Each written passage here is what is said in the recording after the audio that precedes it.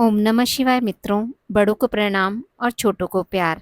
आज हम सुनेंगे नाग पंचमी की पावन कथा, जिसके श्रवण मात्र से नाग देवता की कृपा प्राप्त होती है, भय दूर होता है और परिवार में सुख समृद्धि का वास होता है। चलिए शुरू करते हैं।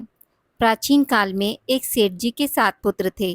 सातों के विवाह हो चुके थे। सबसे छोटे पुत्र की पत्नी श्रेष्ठ चरित्र की विदुषी और सुशील थी, परंतु उसके कोई भाई नहीं था। एक दिन बड़ी बहू ने घर लीपने को पीली मिट्टी लाने के लिए सभी बहुओं को साथ चलने को कहा, तो सभी थलिया और खुरपी लेकर मिट्टी खोदने लगी। तभी वहां एक सर्प निकला, जिसे बड़ी बहू खुरपी से मारने लगी। यह देखकर छोटी बहू ने उसे रोकते हुए कहा, मत मारो इसे, यह बेचारा निरपराध है। यह सुनकर बड़ी बहू ने उसे नहीं मारा। तब सर्प एक ओर जाकर बैठा। तब छोटी बहू ने उससे कहा, हम अभी लौटकर आती हैं, तुम यहाँ से जाना मत। यह कहकर वह सबके साथ मिट्टी लेकर घर चली गई और वहाँ कामकाज में फंसकर सर्प से जो वादा किया था उसे भूल गई। उसे दूसरे दिन वह बात याद आई, तो सबको साथ लेकर वहाँ पहुंची और सर्प को उस स्थान पर बैठा देखकर बोली, सर्प भैया नमस्कार। सर्प ने कहा, तू भैया कह चुकी है, इसलिए तुझे छोड़ देता हूँ, नहीं तो झूठी बात कहने के कारण तुझे अभी डस लेता। वह बोली, भैया मुझसे भूल हो गई, उसकी क्षमा मांगती हूँ। तब सर्प बोला, अच्छा तू आज से मेरी बहन हुई और मैं तेरा भाई हुआ, तुझे जो मांगना हो मांग ले।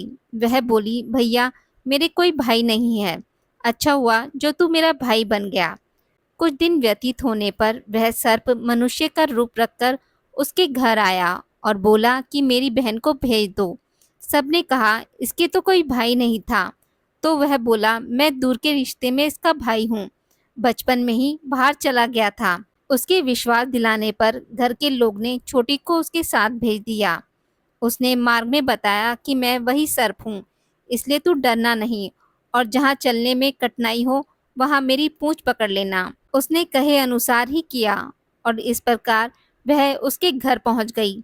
वहाँ के धन ऐश्वर्य को देखकर वह चकित हो गई। एक दिन सर्प की माता ने उससे कहा, मैं काम से बाहर जा रही हूँ, तू अपने भाई को ठंडा दूध पिला देना। उसे यह बात ध्यान न रही और उसने गर्म दूध पिला दिया, जिससे उसका मुख बुरी तरह से जल गया। यह देखकर सर्प की माता बहुत क्रोधित हुई, परंतु सर्प के समझाने पर शांत हो गई। तब सर्प ने कहा कि बहन को अब उसके घर भेज देना चाहिए। तब सर्प और उसके पिता ने उसे बहुत सा सोना चांदी, जवाहरात, वस्त्र, आभूषण आदि देकर उसके घर पहुंचा दिया। इतना ढेर सारा धन देखकर बड़ी बहू ने ईर्ष्या से कहा, भाई तो बड़ा धनवान है, तुझे तो उससे और भी धन लाना चाहिए।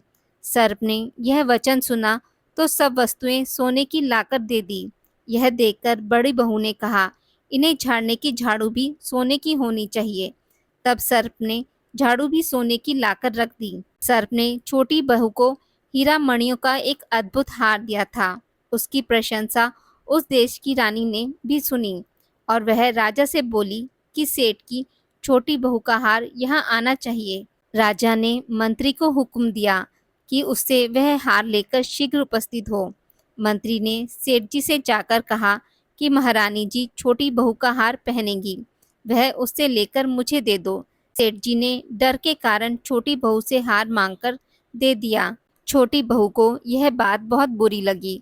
उसने अपने सर्प भाई को याद किया और आने की प्रार्थना की।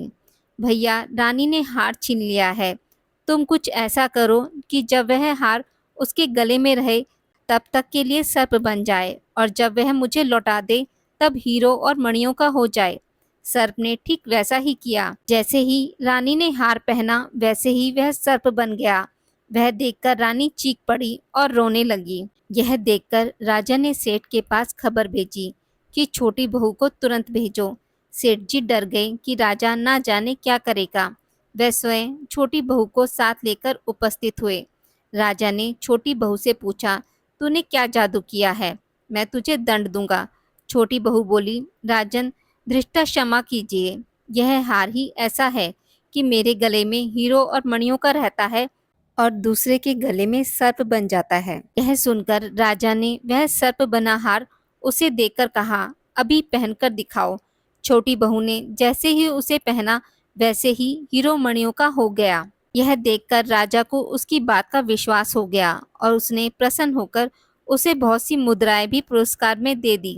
छोटी बहू अपने हार और इन सहित घर लौट आई। उसके धन को देखकर बड़ी बहू ने ईर्ष्या के कारण उसके पति को सिखाया कि छोटी बहू के पास कहीं से धन आया है।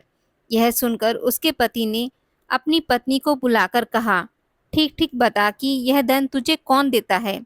तब वह सर्प को याद करने लगी। तब उसी समय सर्प ने प्रकट होकर कहा, यदि मेरी धर्म बहन के आचरण पर संदेह प्रकट करोगे तो मैं तुझे खा लूंगा। यह सुनकर छोटी बहू का पति बहुत प्रसन्न हुआ और उसने सर्प देवता का बड़ा सत्कार किया। उस दिन से नाग पंचमी का त्योहार मनाया जाता है और स्त्रियां सर्प को भाई मानकर उनकी पूजा करती हैं।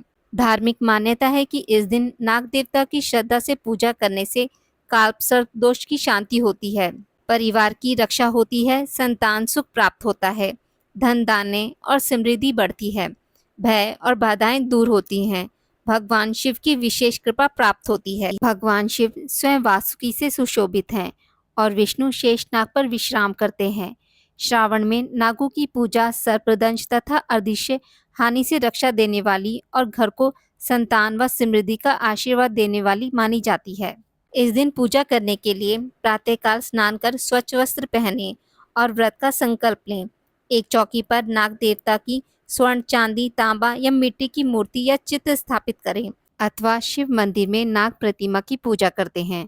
नागों को जल और दूध से स्नान कराकर हल्दी, रोली, अक्षत, दुर्वा पुष्प और दीप अर्पित किया जाता है। कुछ लोग द्वार पर चावल के लेप या गोबर से सर्प आकृति बनाते हैं। मिष्ठान और दूध चढ़ाकर नाग पंचमी की कथा पढ़ी जाती है और परिवार की सर्पदंश तथा छिपे संकटों से रक्षा की प्रार्थना की जाती है। प्रमुख नागों अनंत, वासुकी, तक्षक, करकोटक आदि के नाम लेकर आवाहन किया जाता है। अंत में धूप दीप से आरती करें और सामर्थ्य अनुसार ब्राह्मणों या निर्धनों को अन्न वस्त्र का दान दें। जो भी भक्त श्रद्धा और विश्वास के साथ नाग पंचमी का व्रत रखते हैं, कथा सुनते हैं और भगवान शिव के साथ नाग देवता की पूजा करते हैं, उनके जीवन में सुख, शांति, समृद्धि और आरोग्य का वास होता है। आज की इस वीडियो में बस इतना ही। मित्रों, अगर आपको मेरी वीडियोस पसंद आती हैं तो इसे लाइक और शेयर ज़रूर करें और पूजा पाठ से जुड़ी जानकारी के लिए मेरे चैनल को सब्सक्राइब करना ना भूलें। धन्यवाद।